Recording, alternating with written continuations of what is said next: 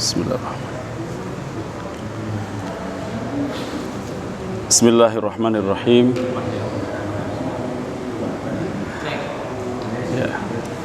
Bismillahirrahmanirrahim. Assalamualaikum warahmatullahi wabarakatuh. Alhamdulillahilladzi an'ama alaina bi ni'matil imani wal islam. Wassalatu wassalamu ala Rasulillah Muhammad ibn Abdillah wa ala alihi wa ashabihi wa man tabi'ahu ila yaumil qiyamah. Allahumma salli wa sallim ala nabiyyina Muhammadin wa ala alihi wa ashabihi wa man sara ala da'watihi ila yaumiddin. Qala Allah ta'ala fil Qur'anil Karim, ya ayyuhalladzina amanu taqullaha haqqa tuqatih wa la tamutunna illa wa antum muslimun. Amma ba'd. Sadatunal kurama wal izza, para alim, para ulama, para kiai, para sesepuh lan pinispuh, wabil khusus segenap jamaah salat maghrib dan isya yang senantiasa istiqomah. Mudah-mudahan kita semuanya mendapatkan rahmat dari Allah Subhanahu wa taala. Dan juga mudah-mudahan kita senantiasa dalam lindungan Allah Subhanahu wa taala. Salawat ma'assalam senantiasa terlimpahkan dan tercurahkan kepada baginda Rasulullah Muhammad sallallahu alaihi wasallam, yang mana beliau memberikan tuntunan dengan sebaik-baik tuntunan, yaitu risalatul Islam. Karena sebaik-baik tuntunan itulah, yaitu risalatul Islam, itu diharapkan kita selamat fid dunya wal akhirah. Bapak Ibu yang kami hormati, alhamdulillah di hari ini kita kebetulan di momentum bulan Muharram. Bulan apa? Bulan Muharram.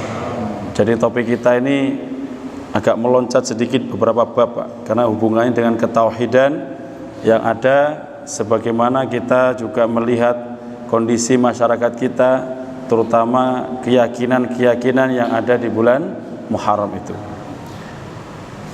Kalau kita mengatakan bulan Muharram, orang Jawa menyebutnya dengan istilah bulan apa? Wah, kayak fasih nih. Bulan Suro. Ada peristiwa apa di bulan Muharram atau bulan Suro itu? Ternyata ada momentum yang disebut dengan hijrah. Hijrahnya Nabi dimulai dari awal sebagai kalender Hijriyah, yaitu ketika dihitung bukan kelahiran Nabi, tetapi dari hijrahnya Rasulullah Muhammad SAW dari kota Mekah ke kota Yathrib. Di dalam Al-Quran, kata hijrah itu, kalau panjenengan buka di dalam kamus bahasa Arab itu, ada yang disebut dengan sulasi al-mujarrad, 3 huruf yang tanpa tambahan. Dari kata-kata hajara yahjuru hijron, itu artinya al-intiqal, pindah. Nah, ini Pak Budi pindah ke belakang, itu namanya hijrah. Yang belakang maju ke depan, hijrah. Yang ini geser ke sana, hijrah. Itu namanya hajara yahjuru. Ada yang mengatakan hajara yuhajiru muhajiron atau hijratan, yang artinya juga sama, al-intiqal, pindah, tapi bisa bertambah meninggalkan, mengacuhkan, mengabaikan, dan lain sebagainya. Nah, kita pakai yang mana, Ustaz? Kalimat hijrahnya Nabi itu menggunakan hajara yahjuru atau hajara yuhajiru. Kalau hajara yuhajiru itu namanya sulasi al-mazid, 3 huruf dengan tambahan, yaitu ada alif. Maka ada istilahnya kullama zadal mabna zadal ma'na. Ada tambahan 1 huruf itu, maka maknanya bisa berubah. Ini materi nahwu atau angel ya. Menyenangkan takai nahwu malah ngantuk. Oke. Jadi Nabi menggunakan kata hajara yuhajiru muhajiron atau muhajiratan, yang artinya meninggalkan sesuatu dengan kebencian. Mana contohnya dalam Al-Quran? Surat Maryam, Pak. Menyenangkan buka surat Maryam itu ayat 46. Ketika Nabiullah Ibrahim alaihi salatu wassalam punya ayah yang namanya Azar. Bagi sebagian ahli tafsir mengatakan beliau itu adalah bukan ayahnya, tapi adalah pamannya. Azar itu dikatakan Abu Ibrahim, bapaknya Nabi Ibrahim namanya Azar. Sedangkan Nabi Ibrahim mendapatkan julukan Abu Tauhid, Nabi yang menegakkan kalimat Tauhid. Sedangkan bapaknya adalah Soni', apa Pak? Pembuat yang disebut dengan Al-Asnam, yaitu berhala. Anaknya ahli Tauhid, bapaknya sing gawe berhala. Lah ini kan mboten nyambung nih. Bapaknya yang membuat patungnya, tapi anaknya yang menegakkan Tauhid kepada Allah Subhanahu wa ta'ala. Maka ketika Nabi Ibrahim mengatakan kepada Azar dengan kalimat-kalimat yang lembut, mengajak kepada Tauhid kepada Allah, gimana balasan ayahnya Pak? Terpotret diskusi tersebut dalam surat Maryam 46. Qala araghibun anta an alihati ya Ibrahim. Bencikah kamu wahai Ibrahim dengan Tuhan-Tuhan sesembahanku ini? Cara Jawane jare wong semboro gak seneng ta. Gak seneng ta ambek Tuhan-Tuhanku iki wahai Ibrahim. La illam tantahi. Jika kamu tidak berhenti ngerecoki saya, tidak berhenti mengatakan ini sesat itu sesat katanya, la arjumannak, saya pasti akan merajam kamu. Merajam di sini dihukum mati, maksudnya apa? Membunuh Nabi Ibrahim. Wahjurni maliya. Maka kata beliau, kata Azar, wahjurni maliya, tinggalkan aku dalam waktu yang lama.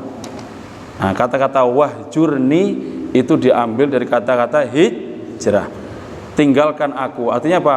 Beliau meninggalkan ayahnya karena kebencian dengan tauhid atau amalan daripada ayahnya, yaitu kepada kesyirikan kepada Allah Subhanahu wa ta'ala. Kemudian dalam surat Al-Muddathir ayat 4, ayat kelima enggak salah. Warrujza fahjur. Rujza itu adalah kita benci dengan sesuatu yang najis dan kotor. Sesungguhnya penyembahan kepada berhala itu termasuk adalah perbuatan yang ar-rujza, yang mengandung kekotoran. Kesyirikan itu kotor dan najis. Fahjur, maka tinggalkan. Maksudnya apa?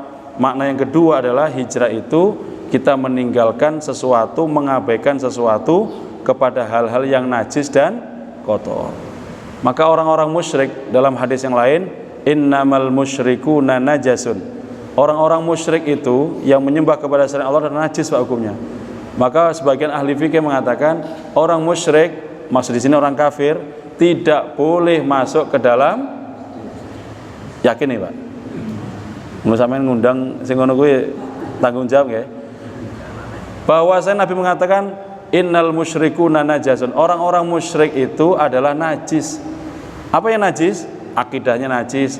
Orangnya enggak najis Pak, tapi orangnya itu karena tercampur kesyirikan sehingga tidak boleh berbaur dalam kondisi di tempat yang mulia.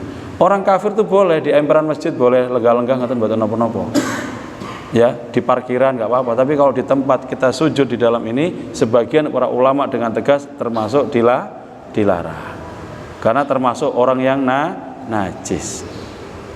Nah, ini kalau ngomong kayak ini kita wilayah minoritas ya, kayak saya dulu di Bali agak berat ini Pak. Tapi harus kita sampaikan, alhamdulillah dipahami dengan bahasa-bahasa yang mudah. Tapi ketika kita susah menyampaikan itu, maka itu menjadi tanggung jawab kita di hadapan Allah Subhanahu wa ta'ala. Kemudian makna yang ketiga adalah makna hijrah itu ya mengacuhkan sesuatu karena enggak suka dan benci. Wa qala Rasul dalam surah Al-Furqan 30. Maka berkata Rasulullah SAW, ya Rabbi inna qaumi ittakhadhu hadzal qur'ana mahjura. Rasul mengatakan, ya wahai Tuhanku, sesungguhnya kaumku itu telah mengambil Al-Quran sebagai yang ditinggalkan, diacuhkan. Jadi Quran itu nanti Pak, kata Nabi, sayati ala ummati zamanun, akan datang suatu masa di tengah-tengah umatku, la yabqa minal qur'ani illa rasmuh, tidak tinggal dari Al-Quran itu kecuali hanya tulisan saja. Wala yabqa minal islami illa ismuh, enggak tinggal daripada Islam kecuali hanya tinggal namanya saja. Namanya Islam tapi enggak sholat. Namanya Pak siapa? Ahmad. Muslim Pak? Muslim. Sholat? Boten. Namanya siapa Pak? Abdullah. Islam Pak? Islam. Boten puasa Pak? Boten. Maka Islam tinggal namanya. Nah, itu namanya hijrah Pak, mahjurah. Nah, Maka dari sini Syekh Mutawalli Asy-Sya'rawi, mufti besar di Al-Azhar Kairo Mesir, mengatakan yang qasimul hijrah ala thalath. Kalimat hijrah dibagi menjadi tiga. Yang pertama adalah hijrah makani, hijrah tempat. Nah, Nabi itu hijrahnya dari Mekah ke kota Yathrib, itu namanya hijrah. Jenengan dari Tanggul ke Semboro hijrah. Ini dari Tembok Rejo ke sini hijrah. Ini al-intiqal, perpindahan.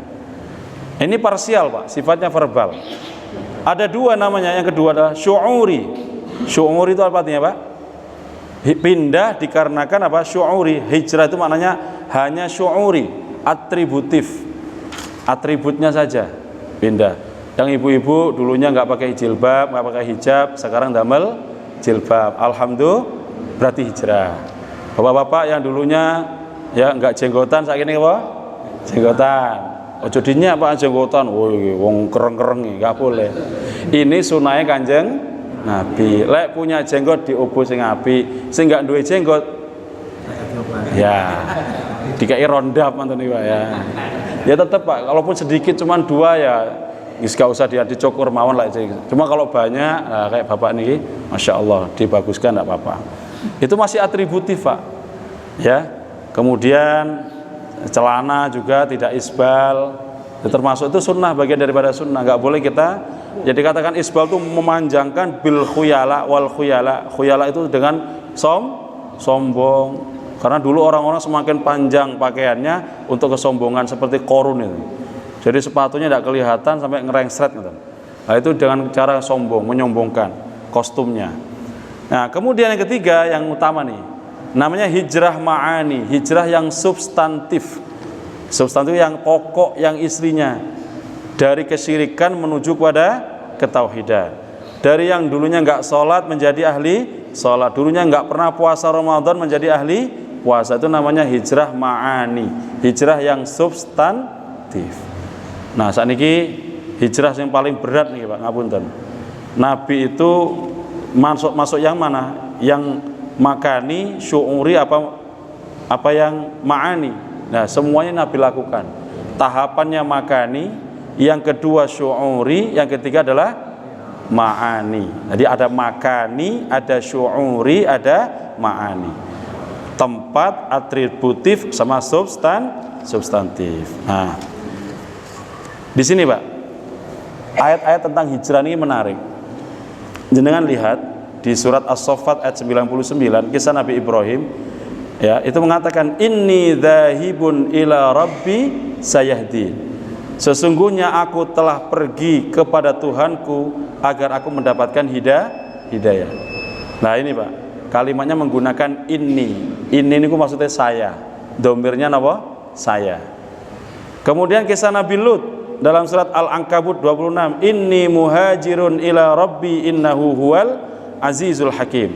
Sesungguhnya aku berhijrah kepada Tuhanku, sesungguhnya dialah Allah zat yang maha perkasa lagi maha bijak. Laki-laki domirnya, subjeknya adalah saya. Inni muhajir. Dalam kisah Nabi Musa Syu'ara ayat 61-62, falamma taral jam'an, nah, ketika bertemunya 2 kelompok besar, yang maksudnya adalah Nabi Musa dengan Bani Israel dan Fir'aun dengan pasukannya. Ketika Nabi Musa itu membelah lautan itu terbelah ada 12 jalan, karena sukunya orang-orang Bani Israel 12 Pak, Ithna Asyara 12. Maka yang suku ini sebelah sini sudah itu. Kemudian apa? Sampai hampir di tengah itu ternyata terkejar sama pasukannya Fir'aun. Falamma taral jam'an, 2 kelompok besar saling melihat. Qala ashabu Musa, kata Allah, maka berkatalah ashabu Musa, sahabat Musa, maksudnya adalah kaum Bani Israel, mengatakan inna lamudrakun, kita pasti kena tangkap ini, kita pasti tertangkap ini. Maka Nabi Musa menenangkan umatnya, qala kalla, kata dia. Kata beliau, qala kalla, tidak akan pernah, inna ma'ya rabbi sayahdin, sesungguhnya aku bersama Tuhanku. Lagi-lagi domirnya saya bersama Tuhanku yang akan memberikan petunjuk jalannya. Bagaimana Nabi Muhammad SAW dalam surat At-Taubah 40, ketika Nabi Muhammad SAW berada di Gua Thur di Jabal Nur. Guanya sekali lagi di bawah itu, kelihatan di bawah. Guanya bukan ke depan, bukan ke atas, tapi ke bawah. Maka ketika itu apa? Ketika ketakutan itu muncul, kada derap langkah kuda itu, keringat bercucuran Abu Bakar As-Siddiq radhiyallahu an, dia mengatakan, "Gimana wahai Rasulullah?" Takut beliau, takutan banget, pucat wajahnya beliau. Apa kata Rasulullah? La tahzan innallaha ma'ana. Lihat ini Pak. Kenapa ada ma'ana? Ma'ana Tuhan bersama kita, Allah selalu bersama kita. Nabi Muhammad tidak pernah mengatakan saya bersamaku, tidak pernah. Tapi innallaha ma'ana, Allah selalu bersama kita. Apa makna daripada tafsir ini? Syekh Mutawalli Asy-Sya'rawi mengatakan bahwa Nabi Muhammad posisinya orang hijrah itu tidak laisa munfaridan, bukan personality, bukan satu personal itu, bukan satu individu. Tapi orang hijrah itu harus bersama-sama. Mana buktinya Pak? Lihat, jangan buka lagi kitab sejarah sirah itu, Nabi ketika hijrah. Ketika tersiar berita di Makkah bahwa malam nanti akan dibantai itu Muhammad, semua kabilah dimintain pemuda yang paling perkasa dan disiapkan pedang yang paling tajam, diminta satu kabilah. Kenapa? Karena Muhammad ini adalah Bani Quraisy, min Bani Quraisy, kabilah terbesar dan paling ditakuti, disegani seluruh jazirah Arab. Kalau cuma satu kabilah membunuh Muhammad, Quraisy akan marah dan akan dihabisin semuanya. Maka supaya kalah ini Quraisy, itu siasat liciknya Abu Jahal, mengambil semua kabilah-kabilah yang ada di mana? Nah, karena dulu kesukuan seluruh jazirah Arab, kumpulkan semua pemuda, kasih pedang semua yang paling tajam. Wah, lebih yang jelas lebih tajam dari apa gitu? Juleha ya, atau jagalmu. Itu Pak, lebih tajam. Wah, itu siapkan. Kenapa? Ketika Muhammad nanti keluar, fadarabahu darbatan, satu kali pukul, satu kali tebas, semua ikut-ikutan sehingga mati itu Muhammad. Kemudian apa katanya? Nanti yang disalahkan bukan satu kabilah saja, tapi dia akan berhadapan dengan seluruh kabilah yang ada di jazirah Arab. Bagaimana Pak? Sebelum keluar, Nabi Muhammad mengatakan kepada seorang anak remaja namanya Ali bin Abi Thalib, "Wahai Ali, gantikan aku tempat tidurku di sini." Enak tak Pak? Gantikan jadi kepala desa apa enak? Jadikan tempat tidurnya suruh gantikan. Kenapa? Ini tahu Sayyidina Ali, andai kata nanti itu masuk merangsek pemuda yang dipukul pedang itu pertama pasti yang tidur. Taruhannya nyawa. Ya, sehingga apa? Sami'na wa ata'na. Dia langsung tidur. Kemudian apa? Nabi Muhammad digambarkan diberikan petunjuk sama Allah, ya, sehingga digambarkan dalam surah Yasin, waja'alna min baini aydihim sadda wa min khalfihim sadda fa'aghshaynahum fahum la yubsirun. Dan kami jadikan mereka tidak bisa melihat yang di depan, yang di belakang, yang di samping kanan kiri, nggak bisa melihat. Padahal rumah itu sudah dikepung, pemuda sudah siap dengan pedang terhunus. Tapi dengan ini doa digambarkan Allah mengatakan waja'alna, kami telah membuat mereka itu dinding sehingga gak melihat, matanya melotot tapi tidak ketok Pak. Ini kira jari wong Jawa aji panglimunan paling iki Pak. Wis nempel wit ilang ngono Pak. Tapi mboten kudu dipelajari diwaca waja'alna mim baini adihim supaya gak ketangkep sama polisi ya, prit Pak, tetap aja. Kalau jenengan tidak pakai helm ya pas tetap apa? Ditilang Pak. Nah itu Pak, sehingga Nabi Muhammad lolos. Nah ketika lolos itu ada, beliau melibatkan orang yang kedua. Tadi Sayyidina Ali, yang kedua adalah siapa Pak? Tukang pemandu jalannya beliau, namanya Abdullah bin Uraikid. Abdullah bin Uraikid ini adalah orang Nasrani, orang Kristen. Ya, berarti boleh melibatkan orang Kristen. Ya sudah mulia wakai ya. Oh jago. Mojo Agung ya, Mojo Agung. Ya, Abdullah bin Uraikid ini yang memberikan petunjuk jalan, pemandu jalannya, dan itu dibayar sama Abu Bakar supaya memberikan jalan kemana? Jalan yang tidak biasa dilewati orang pada umumnya. Jadi jalan terabasan mungkin. Nah kemudian ada juga seorang remaja perempuan yang menghilangkan jejak, namanya Asma binti Abi Bakrin. Ini putrinya Abu Bakar, Asma binti Abi Bakr. Jadi kalau pas lewat dihilangkan jejaknya supaya apa? Tidak ketahuan. Sampai di Gua Tsur tadi itu. Sampai turun in la tahzan innallaha ma'ana. Ini istimewa, Pak.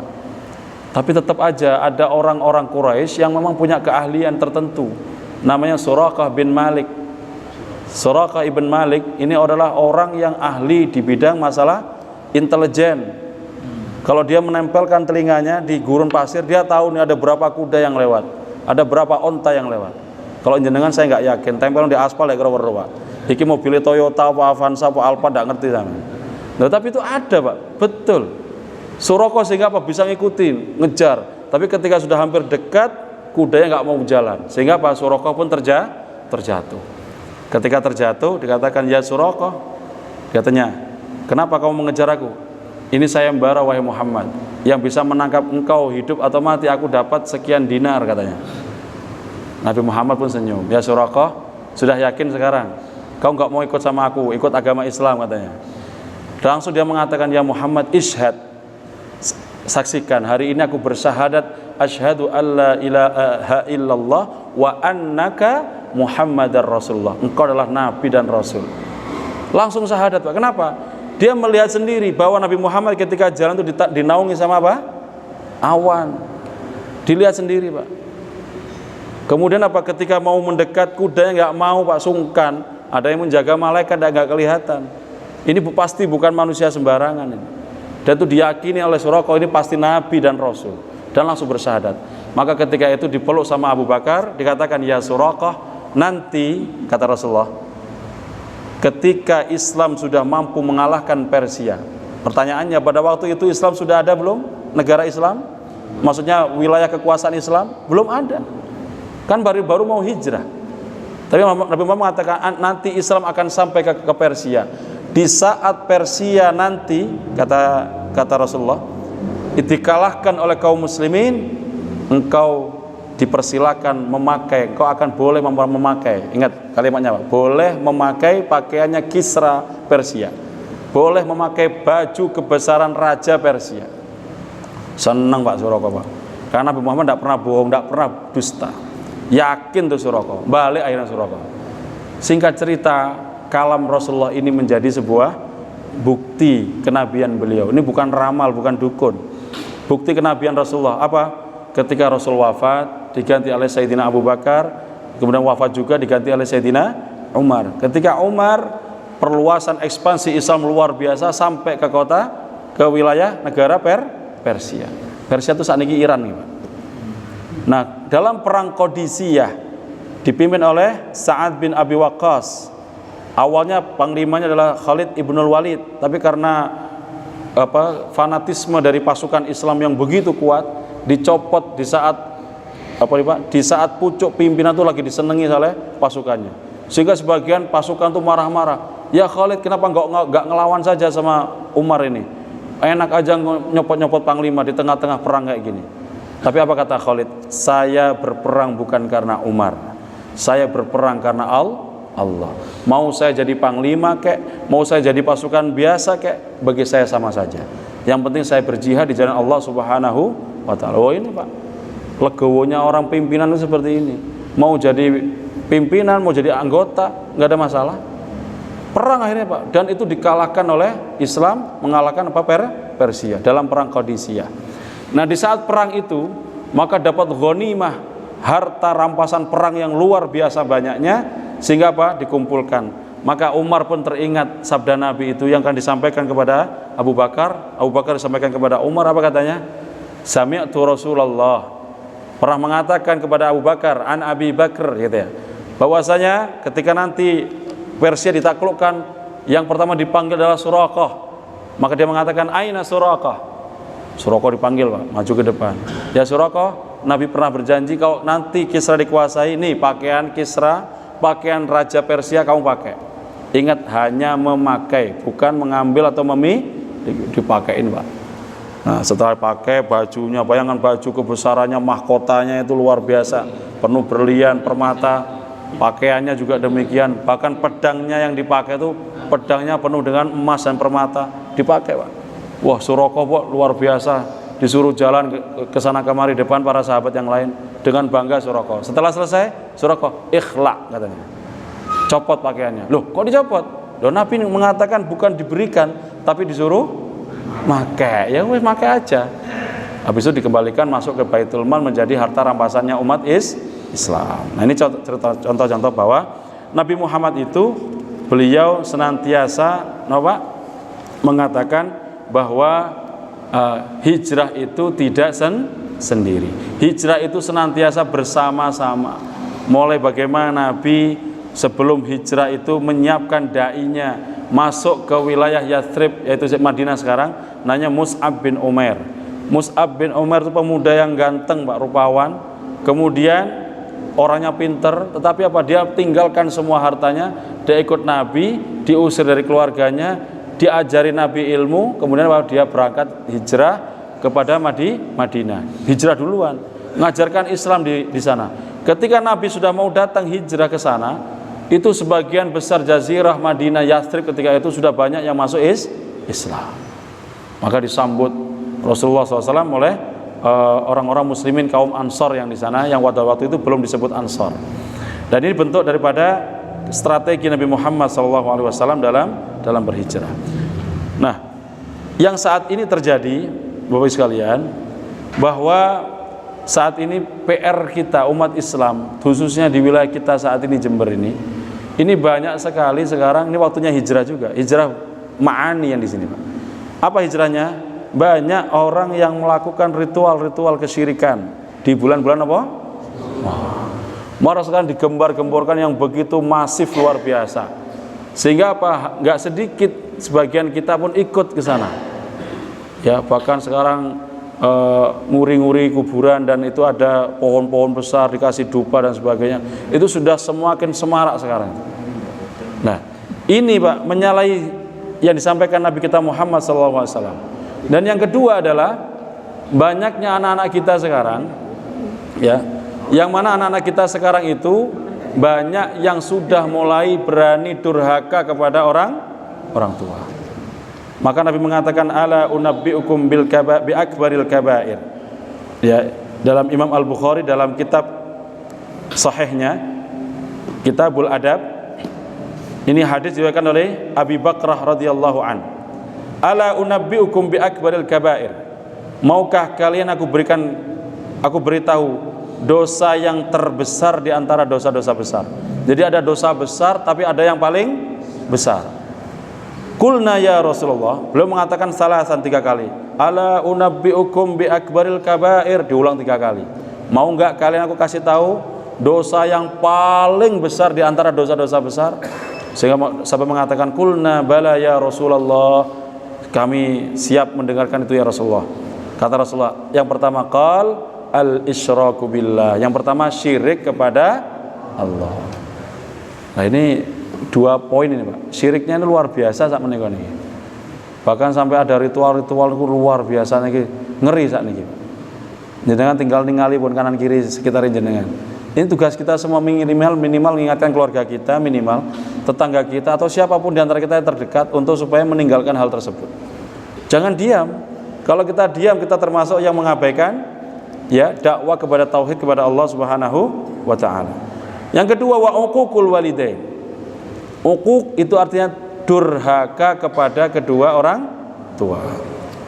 Nah, ini Syekh Mutawalli Asy'arawi menjelaskan makna uquq durhaka itu. Yang pertama, Pak, nanti kita pirsani nggih, menawi wonten di antara keluarga kita ada ya niki tolong dihindarkan. Yang pertama, menimbulkan gangguan terhadap orang tua berupa perkataan, ucapan atau perbuatan yang membuat orang tua kita sedih dan sakit hati. Jadi kalau kita pernah mengucapkan kalimat yang membuat orang tua kita sedih, sakit hati, berarti kita sudah masuk kalimat uququl walidain, durhaka kepada orang tua. Ada seorang ulama, orang soleh namanya Juraij. Nanti mireng cerita Juraij, Pak. Juraij ini orang soleh, dia lagi sholat, ditimbali ibunya, ya Juraij katanya. Dia mengeraskan bacaan ibadahnya berulang kali sehingga ibunya sakit hati gara-gara dipanggil gak jawab. Karena Juraij itu ibadah, ahli ibadah, ahlul abid. Apa katanya Juraid, Pak? Maaf, ibunya langsung mengatakan, ya Juraid, engkau tidak akan diwafatkan oleh Allah kecuali engkau akan dicoba dengan godaan seorang wanita. Wanita di sini wanita yang pelacur. Betul, Pak. Setelah itu ibunya pulang, beberapa waktu kemudian datanglah seorang perempuan cantik. Maaf, ini wanita nakal. Dia ngajak berzina. Maka Juraid menolak, pasti menolak, orang soleh gak mungkin melakukan itu. Langsung ditolak mentah-mentah. Akhirnya apa? Ini orang perempuan kemudian mencari di jalan-jalan, ketemu sama ra'il ghanam, penggembala kambing. Nah, ini sing gembala wedhus, hati-hati, Pak. Murid tekone wong sing ayu-ayu bahaya. Dijak zina di tempat itu. Sehingga apa? Wanita ini pun hamil. Ketika hamil dia membuat rumor fitnah. Nah, ini Pak, bahwa ini anak, ya, aku mengandung ini anaknya Juraij. Sehingga rumor itu kemana kesana kemari ribut, ya, sehingga sampai apa? Lahirlah anak itu, berita itu gempar, Pak. Juraid ini adalah seorang yang alim, ahli ibadah, dia punya santri, dirobohkan ke rumah-rumahnya, Pak. Difitnah luar biasa. Ini dai-dainya harus seperti ini, levelnya itu, Pak. Sehingga apa? Juraid langsung mengatakan, nanti kalau memang benar yang dituduhkan kepada saya, tolong bawakan anak bayi yang dikatakan itu anak saya, bawa ke sini. Sehingga dibawakan anaknya itu, kemudian dipegang, maaf ini, pusernya, dikatakan, ya sabi, wahai anak balita, wahai anak kecil, masih anak bayi, man abuk, siapa ayahmu? Tiba-tiba biiznillah anak ini bisa ngomong, sesungguhnya abi ra'il ghanam, kata, bapakku adalah penggembala kambing. Tapi aku gak usah dicoba nang omah, Pak. Gua anak putune dicongin, "Woi, sapa bapakmu?" ya. Sing ngamuk mantune sampean malah. Ini guyon ya. Jadi seperti itu, Pak. Langsung ucapkan, Masya Allah. Juraid itu langsung dibantu oleh Allah dengan cara, maka ada 3 bayi yang bisa bicara. Yang pertama tadi, ya ini Juraid. Yang kedua, anaknya siapa? Masyitah, bayi Masyitah. Yang ketiga adalah Nabi Isa alaihi salatu wassalam. Nah ini, Pak, Juraid. Kemudian yang kedua, berkata dan tidak memenuhi panggilan orang tua. Fala taqul lahuma uff, enggak boleh berkata Anak-anak kita lihat putu-putu jenengan dikongkon bae. Le tumbasno minyak goreng. Bae ngongkon. Kenapa? Lagi main HP. Ibu-ibu paling banyak niku gitu. Ini sudah masuk uququl walidain. Sudah termasuk apa? Tidak berbakti atau durhaka kepada orang tua, mengabaikan panggilan. Kemudian yang ketiga, membentak dan menghardik orang tua. Nah, ini, Pak. Bahkan Nabi mengatakan, ya dikatakan oleh para ulama, yang nanti dia gimana kamu kalian bagaimana memperlakukan orang tua, seperti itulah nanti kalian akan diperlakukan oleh anak-anak kalian. Jenengan dulu pernah bentak orang tua jenengan, Pak. Nanti suatu hari nanti ketika jenengan tua, jenengan akan dibentak juga sama anaknya.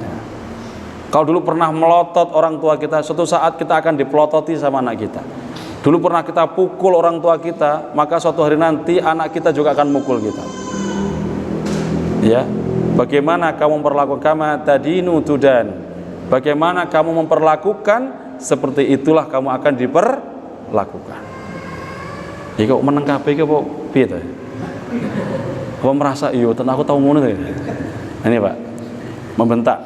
Kemudian bakhil, medit, tidak mengurusi orang tuanya, bahkan lebih mementingkan orang lain, ya, daripada mengurusi orang tua. Padahal orang tuanya sama membutuhkan. Seandainya memberi nafkah, memberi sesuatu pun dilakukan dengan penuh perhitungan. Nah, ini termasuk uququl walidain. Bakhil, Pak. Kita begitu enak ngundang orang makan-makan, itu ibu jenengan, bapak jenengan tasih wonten, Pak. Jenengan gawe mangan-mangan sate, pertama diterus sate ini ya ibu jenengan riyen, bapak jenengan riyen.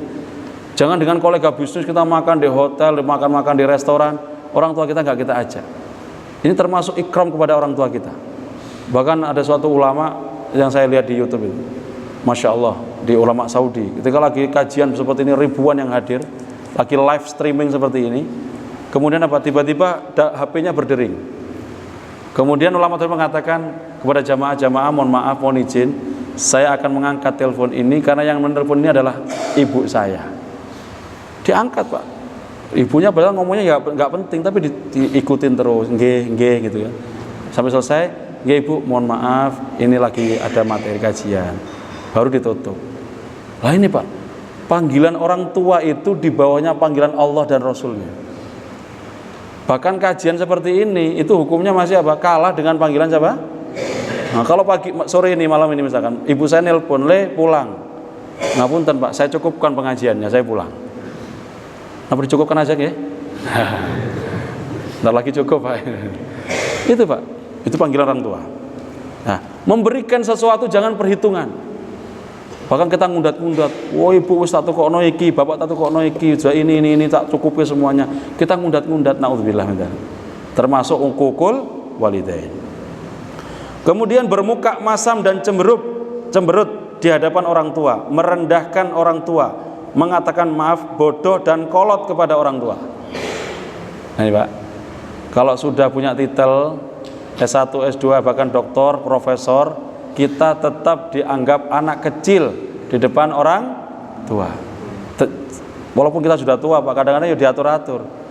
Anak kita sudah 4, sudah 5, sudah 10, tetap kita sebagai anak kecil di hadapan orang tua kita. Bermuka masam Pak, maka ketika jenengan masuk rumah, ada masalah dengan istri sama anak sehebat apapun, ketika orang tua datang, senyum, jangan cemberut ditampakkan. Apalagi engko riyo nenggone ibuke ngono buka lawang pintu mobilnya brewok. Mantune apa? Masuk rumah cemberut. Ngene kesel aku. Lah itu Pak, kalimat seperti itu jangan sampai terucap. Kenapa? Termasuk uququl walidain. Kemudian menyuruh orang tua, misalkan menyapu, mencuci, menyiapkan makanan. Pekerjaan tersebut sangat tidak pantas bagi orang tua, terutama jika mereka sudah tua dan lemah. Tetapi jika si ibu melakukan pekerjaan tersebut dengan kemauan sendiri, itu tidaklah mengapa. Nah, biasa kan kita kata kalau naudzubillah min dzalik sampai nyuruh ibu pas dugi, "Bu, omahe sapa ngono, Bu?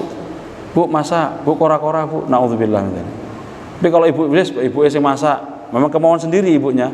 Selama ibu masih kuat, misalkan kita biarkan, itu tidak mengapa. Tapi kalau kita yang menyuruh, termasuk dari bagian uququl walidain. Kemudian menyebut kejelekan orang tua di hadapan orang banyak atau mencemarkan nama baik orang tua. Dosa ghibah sesama kita dosa besar Pak. Apalagi yang digibahi adalah orang tua. Emang ada Ustadz? Banyak. Wes ibu saya masya Allah jan cerewet gak ono wes sak desa kecuali ibu saya yang paling cerewet. Iku ngibahi orang tuanya sendiri Pak. Itu terjadi Pak. Itu termasuk bagian apa? Uququl walidain. Mudah-mudahan Pak kita nggak punya anak-anak seperti itu. Kemudian mendahulukan taat kepada istri daripada orang tua. Bahkan sebagian orang dengan teganya mengusir ibunya atau orang tuanya demi menuruti kemauan istrinya. Naudzubillah min dzalik. Nah niki lebih milih siapa? Istrinya. Kadang-kadang istrinya ngomong, "Pilih aku atau ibumu Mas. Sampean cinta sama aku? Kalau masih cinta, suruh keluar ibunya." Ada Ustaz? Ada. Kita kebetulan di LKSA niki urusannya kalih anak-anak yatim. Nah, ada juga yang ngurusin tuh Pak, manula istilahnya, orang-orang lansia. Itu ada yang lembaga di Malang itu, saya lupa namanya, di Facebooknya itu, kita berteman. Alhamdulillah itu Pak, ada kasus orang tuanya diusir sampai dijongkrok nih toko kamar dari rumahnya, disuruh pergi. Udah lemah, nggak berdaya, sampai orang tersebut ibunya tidur di pinggir jalan. Akhirnya dibantu, dimasukkan ke ambulan, dimandiin dan sebagainya, dirawat di yayasan tersebut, lansia itu. Ada Pak seperti itu. Kata Hasan Al-Basri, lam yuflih abadan. Seorang orang yang berani seperti itu kepada orang tuanya, jangan pernah berharap bahagia selama-lamanya. Fid dunya wal akhirah. Sebagaimana kisah Nabi, marra Rasulullah SAW sebuah jalan, melihat ada dua kuburan sama Anas ibn Malik. Dikatakan Nabi diam, mengambil pelepah kurma, dibelah Pak, yang masih hijau, ditancapkan sebelah kanan kuburan pertama dan kuburan kedua. Anas bin Malik bertanya, "Ya Rasulullah, kenapa engkau lakukan itu ya Rasulullah? Sungguh ini mu'adziban, ini lagi diazab oleh Allah ini dengan malaikat Munkar dan Nakir. Apa salahnya dua kuburan ini, dua jenazah ini di dalam kubur itu, apa salahnya?" Ya kata Nabi, yang pertama ini adalah aqal walidain. Dia durhaka kepada orang tua. Jadi yang durhaka kepada orang tua termasuk yang disegerakan azabnya sebelum hari kiamat. Naudzubillah ya. Bahkan sebagian ulama mengatakan sebelum masuk kubur sudah diazab. Banyak tahu Pak, ada orang yang berani sama orang tua, jangan pernah berharap berkah hidupnya Pak. Jangan pernah berharap dia akan mendapatkan kebahagiaan dalam hidupnya. Hayhata kata ulama, tidak akan mungkin terjadi. Apalagi sampai ibunya meninggal. Saya punya tetangga, naudzubillah ini, sebelah rumahnya bapak. Ibunya sudah kena stroke, sudah ngecas nih pun. Mau ditinggal merantau jauh ke Kalimantan. Apa katanya? Wes, mari ini tak tinggal. Sampeyan tinggal nang kene dhewe, openono dhewe. Aku tak budal, tak minggat. Apa kalimat ibunya yang sedang stroke itu mengatakan apa? Merono mreneo nang ndi ora kira nemu seneng awakmu. Itu termasuk apa? Nah, dibastu, dilaknat oleh ibunya. Benar Pak, 1 bulan kemudian meninggal ibunya ini. Dia merantau ke Kalimantan, punya uang banyak, pulang ditipu orang. Berangkat ke Malaysia, pulang naik pesawat, ditipu lagi Pak. Pontang-panting gak dapat apa-apa. Sampai meninggal kemarin, kapan hari itu? Menjelang malam Idul Fitri. Kita talqin mulai ba'da asar sampai maghrib. Kemudian isya sampai jam 12 malam. Sulit mengucapkan kalimat apa? La ilaha illallah. Sehingga menjelang besok paginya, menjelang subuh, pas takbiran itu Pak, mau sholat id meninggal. Nah kita harus pakai anyar-anyar tapi seneng-seneng meneng. Biasanya Allahu Akbar kan biasa hari raya Idul Fitri kan lagi seneng-seneng. Karena ada tetangga yang meninggal, ya sudah wes. Kita apa? Menghormati. Ba'da sholat id, akhirnya sholat jenazah. Ya seperti itu Pak. Langsung kontan di dunia, langsung Allah tampakkan siksaannya itu. Apalagi sampai nanti masuk di alam barzah, apalagi naudzubillah sampai di akhirat yaumul qiyamah. Kemudian yang terakhir, malu mengakui orang tuanya. Sebagian orang merasa malu karena memiliki keberadaan, status sosial dan sebagainya meningkat. Nah ini Pak, dapat jabatan, kekuasaan, jadi orang kaya raya, jadi direktur, ibunya masuk kantor pakai sandal jepit, bapaknya masuk dan jepit, gak mau diakoni, satpam itu suruh keluar itu. Lah seperti ini Pak, termasuk uququl walidain. Jadi mudah-mudahan kita semuanya mendapatkan ya petunjuk dari Allah, dijauhkan dari putra-putri kita, dzurriyyah kita, keturunan kita dari anak-anak yang berani kepada kedua orang tua. Dan di sini kembali ke masalah hijrah tadi, bahwa al-isyraku billah, ketauhidan kepada Allah, syirik kepada Allah, termasuk bagian daripada yang pertama kita hindari. Yang kedua, satu level di bawah syirik adalah durhaka kepada orang tua. Nah, kemudian hadis ini katakan wa kana muttaqian fajalasa. Ya. Kemudian Nabi duduk ya. Setelah itu duduk Pak, muttaqian, sambil duduk. Faqala ala aqulu qaula zur wa syahadatu zur fama zala yuqarriru hatta qulna laitahu sakata. Kemudian Nabi mengatakan ada persaksian palsu, ada sumpah palsu, perkataan bohong. Maksudnya ngeten, urutannya pertama syirik, kedua adalah durhaka, yang ketiga adalah saksi palsu atau kebohongan atau sumpah palsu. Jadi jangan gampang-gampang mengucapkan Pak sumpah demi Allah, ternyata ujungnya apa? Bohong. Nah, berarti bohong itu bukan masalah ringan. Berarti termasuk dalam ketauhidan 3 level di bawah syirik. Setelah durhaka kepada orang tua. Gampang ngapusi tiang. Ini ngapusi gimana Pak? Perkataannya bohong, saksinya bohong. Dia jualan bohong.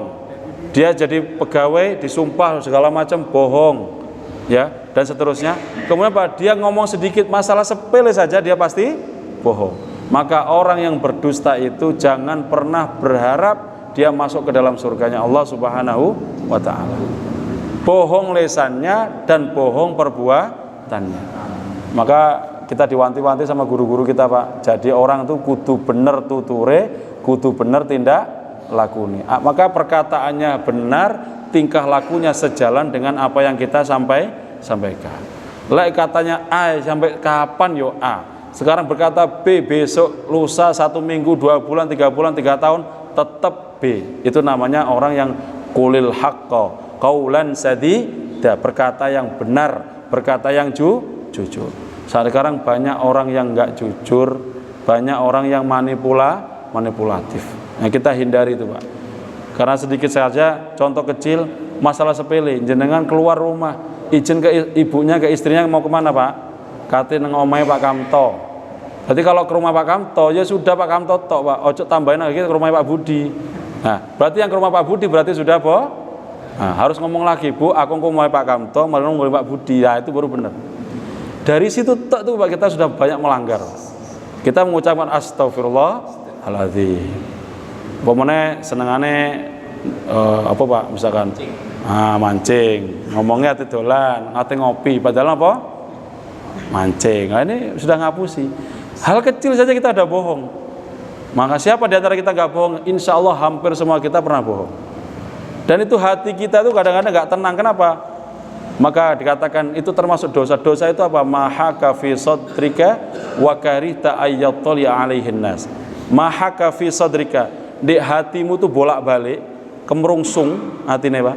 Dan kita malu diungkapkan di depan umum. Itu namanya dosa. Kan tidak ada orang dosa itu terang-terangan wani, tidak mungkin. Pasti sembunyi. Was-wasoan, Mas, aku moro-moro mangan pinggir embong kan tidak mungkin. Mesti delesep-delesep dek warung sing ndak ketok sikile tok. Nah, ternyata bojone apa loh, koyo sandale bojoku. Lah ini naudzubillah min dzalik. Itu termasuk dari kebohongan. Ya, mudah-mudahan kita semua belajar dari peristiwa hijrah ini.